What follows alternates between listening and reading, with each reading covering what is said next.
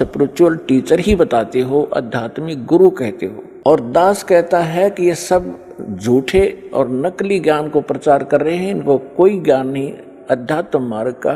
दास ने कोई शौक नहीं, कोई लालच और लोभ नहीं, या किसी स्वार्थवशी में उनको उनके ज्ञान को और उनकी साधना को गलत बता रहा हूँ, एक परमार्थी कर्म कर रहा हूँ। जैसे किसी टीचर ने 2 दूना 6 पढ़ा रखा है बच्चों को और सभी ने वही घोट रखा है।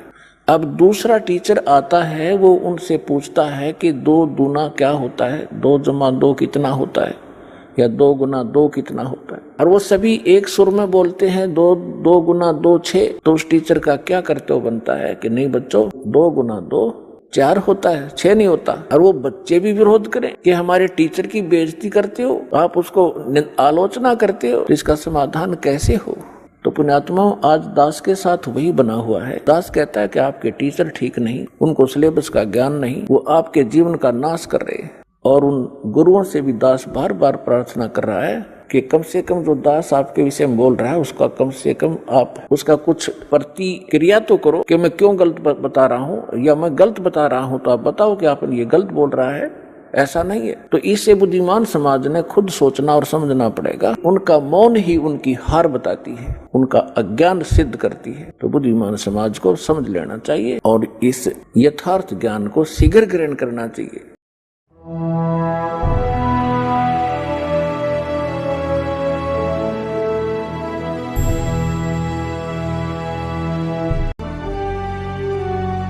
जीव हमारी जाति है, मानव धर्म हमारा, हिंदू मुस्लिम सिख ईसाई धर्म नहीं कोई न्यारा।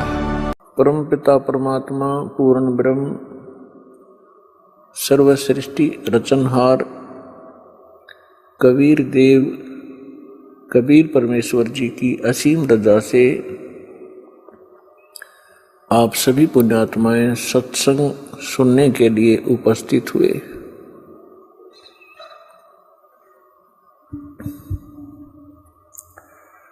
इस विश्व के अंदर प्रथम तो मानव जन्म दुर्लभ है और दूसरा सतगुरु सत्संग मिलना ये उससे भी दुर्लभ है। तो आप पुण्यात्माओं को वो दोनों ही पदार्थ सुलभ हैं।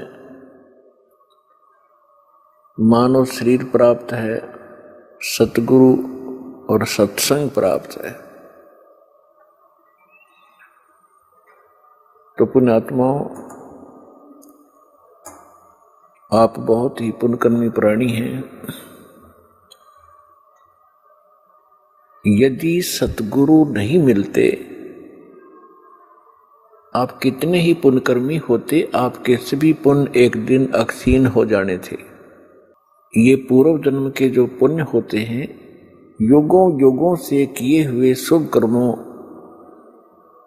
का जो आपका रिजल्ट होता है, परिणाम है, वो संग्रहित होता है और आगे फिर संग्रह करने के यानी पुण्य कमाने के कोई हमें साधन नहीं मिलते हैं। तो उस पुण्यकर्मी प्राणी जो पूर्व जन्म से युगों युगों से पुण्य इकट्ठे किए हुए हैं, उसकी ऐसी स्थिति होती है जैसे इन्वर्टर की बैटरी चार्ज कर ली जाए और चार्ज फुल होगी और फिर चार्जर उसका है नहीं, आगे चार्जर नहीं लगाया या कोई कनेक्शन नहीं है उसका बिजली से, चार्जर भी लगा रखा है तो कनेक्शन ठीक ना हो, लाइट ना हो उस स्विच के अंदर, तो फिर क्या कैसा महसूस होता है, कैसे लगता है, उसके साथ कैसा धोखा होता है। बैटरी पूर्व जन्म की चार्ज पहले की चार्ज है, इन्वर्टर चल रहा है, पंखे भी चल रहे हैं, बल्ब भी जग रहे हैं और आगे इन्वर्टर भी लगा हुआ है, आगे चार्जर भी लगा दिखाई दे रहा है, स्विच में लगा रखा है और स्विच में लाइट है नहीं, पावर नहीं है उसके अंदर। तो उसको कब पता चलेगा? जब वो इन्वर्टर की बैटरी डाउन हो जाएगी, झटके मारने लगेगी और झटके मार के वो बंद हो जाएगा। सब सुविधाएं जो बल्ब जग रहे थे, पंखे चल रहे थे, कूलर चल रहे थे, वो एकदम स्टॉप हो जाएंगे, बंद हो जाएंगे। तो पुण्यात्माओं, जो पूर्व जन्म के पुण्यकर्मी आत्माएं हैं, आज कोई डॉक्टर बना है, कोई इंजीनियर बना है, कोई आईएएस आईपीएस पोस्ट पर विद्यमान है, कोई एमएलए एमपी मंत्री मुख्यमंत्री बना है, या कोई अच्छा सेठ साहूकार बना है, या कोई अन्य उसके पास सुविधा उपलब्ध है। और वो पुण्यकर्मी प्राणी जहां भी जिस क्षेत्र में प्रवेश करता है, उसके पुण्यों के आधार से वो उधर ही सफल होना प्रारंभ हो जाता है,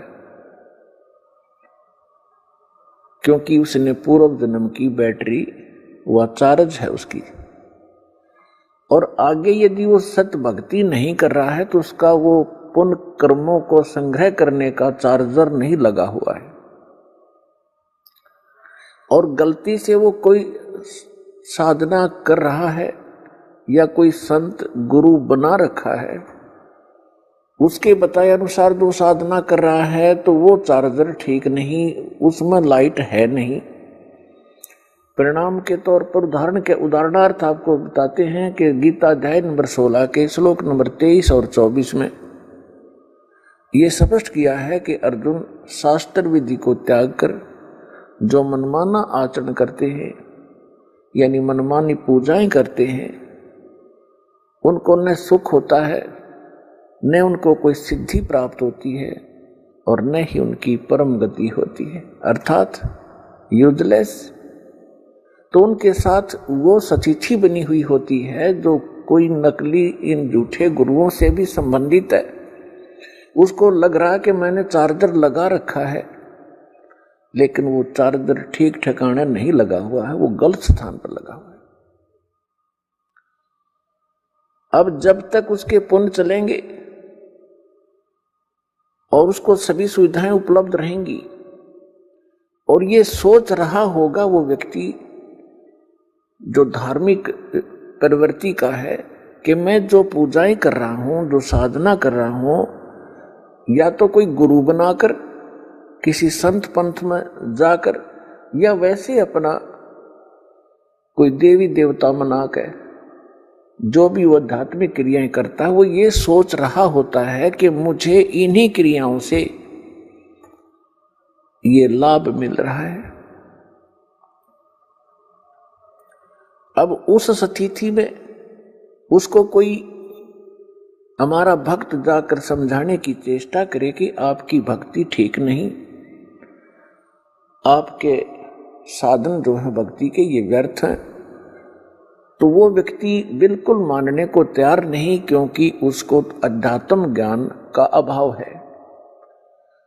और वो ये कहेगा कि मुझे सब सुविधाएं उपलब्ध हैं, अच्छी पोस्ट है, बच्चे भी अच्छे पढ़ रहे हैं, उनको अच्छी पोस्ट प्राप्त हो गई है, मेरे को सब सुख है, ये मेरे गुरुदेव की कृपा है, मेरे इष्ट देव की कृपा है।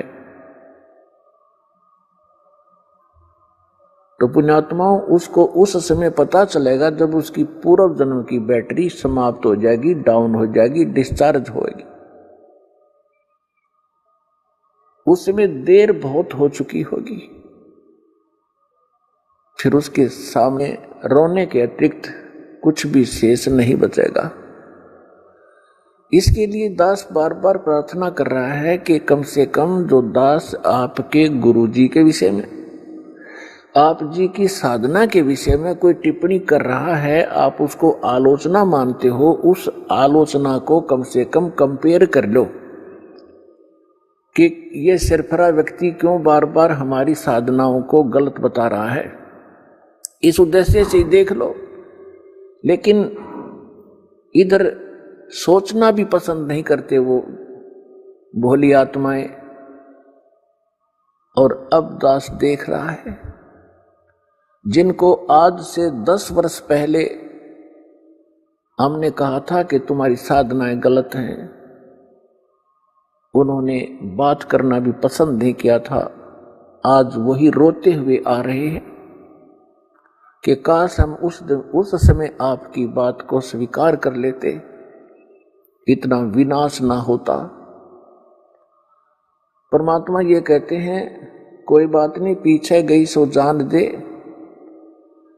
ले रहती को राख, नहीं तो ये रही रही भी जावेगी उस गई गई के साथ। तो परमात्मा ने ये ऐसा ज्ञान दिया है और आपको बुद्धि दी है, मानव समाज को एक विशेष विलक्षण बनाया है आपको, कि आप इस अध्यात्म मार्ग को और सद्ग्रंथों को आसानी से समझ सकते हैं। तो पुण्यात्माओं, जब तक इस प्राणी के पुण्य चलते हैं तब तक तो इसको सब सुविधाएं होती हैं और ये सोचता है कि मैं जो साधनाएं कर रहा हूँ इन्हीं से मैं सब सुख उपलब्ध कर रहा हूँ। लेकिन अब इस तत्व ज्ञान के पैमाने से इसकी रोशनी में आप देखोगे, फिर आपको पता चलेगा कि जिन गुरुओं को आप गुरु मानते थे और सतगुरु मानते थे, वो बिल्कुल नालायक आदमी थे, उनको कख भी पता नहीं। एक टीचर अपने सिलेबस से परिचित नहीं है, उसको टीचर कहा जा रहा है, क्योंकि विद्यार्थी को अगर ये इतना ज्ञान हो कि वो टीचर को ही पहचान ले, तो वो तो विद्यार्थी रहा ही नहीं। तो टीचर के कोई त्रुटि को टीचर ही बता सकता है।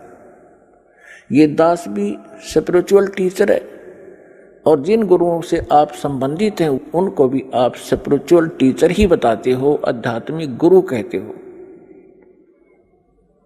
और दास कहता है कि ये सब झूठे और नकली ज्ञान को प्रचार कर रहे हैं, इनको कोई ज्ञान नहीं अध्यात्म मार्ग का। दास ने कोई शौक नहीं, कोई लालच और लोभ नहीं, या किसी स्वार्थवशी मैं उनको उनके ज्ञान को और उनकी साधना को गलत बता रहा हूँ। एक परमार्थी कर्म कर रहा हूँ। जैसे किसी टीचर ने 2 दूना 6 पढ़ा रखा है बच्चों को और सभी ने वही घोट रखा है। अब दूसरा टीचर आता है, वो उनसे पूछता है कि 2 दूना क्या होता है, 2 जमा 2 कितना होता है, या 2 गुना 2 कितना होता है। और वो सभी एक सुर में बोलते हैं 2 गुना 2 6। तो उस टीचर का क्या कर्तव्य बनता है कि नहीं बच्चों, 2 गुना 2 4 होता है, 6 नहीं होता। और वो बच्चे भी विरोध करें कि हमारे टीचर की बेइज्जती करते हो, आप उसको आलोचना करते हो, तो इसका समाधान कैसे हो। तो पुण्यात्माओं, आज दास के साथ वही बना हुआ है। दास कहता है कि आपके टीचर ठीक नहीं, उनको सिलेबस का ज्ञान नहीं, वो आपके जीवन का नाश कर रहे हैं।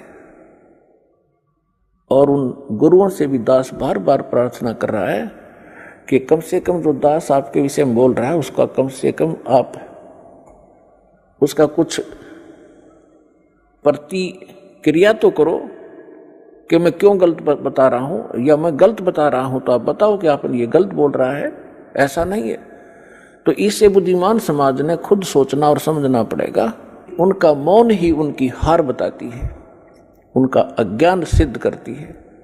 तो बुद्धिमान समाज को समझ लेना चाहिए और इस यथार्थ ज्ञान को शीघ्र ग्रहण करना चाहिए।